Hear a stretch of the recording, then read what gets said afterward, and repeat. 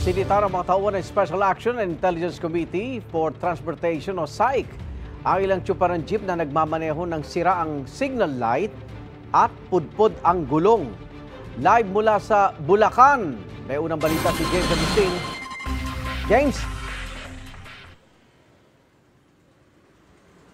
Igang, good morning. Tatlong jeepney driver na natikitan sa inspeksyon ng SAIC dito sa bahaging ito ng Santa Maria, Bulacan ngayong umaga.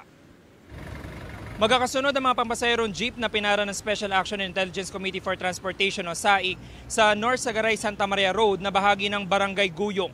Ang isang jeep na patungong may kawayan, depektibo ang brake light at signal light. Wala rin maipakitang ORCR ang driver na tumanggi magbigay ng pahayag. Bumaba na lang ang mga pasahero at lumipat ang mga sasakyan. Pinara rin ng isang jeep na sira ang signal light. Sabi ng driver, hindi niya napansin ito dahil madalang naman siyang bumiyahe. Habang ang isang jeep ay pudpod ng dalawang gulong at expired ang ORCR. Kinumpiska ang lisensya ng mga natikitang driver at pinatanggal ang mga plaka ng mga sasakyan.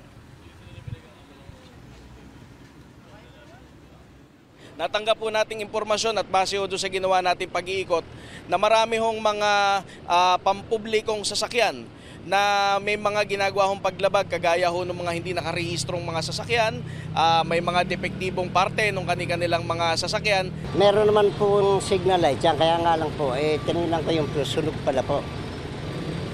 Hindi mo lang na-check ngayon? Oo, kasi nga po, madalang naman akong makabiyahe.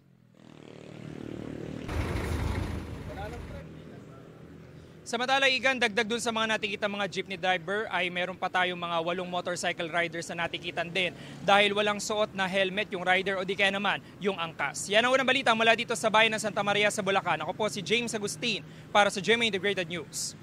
Igan, mauna ka sa mga balita, mag-subscribe na sa GMA Integrated News sa YouTube para sa iba't ibang ulat sa ating bansa.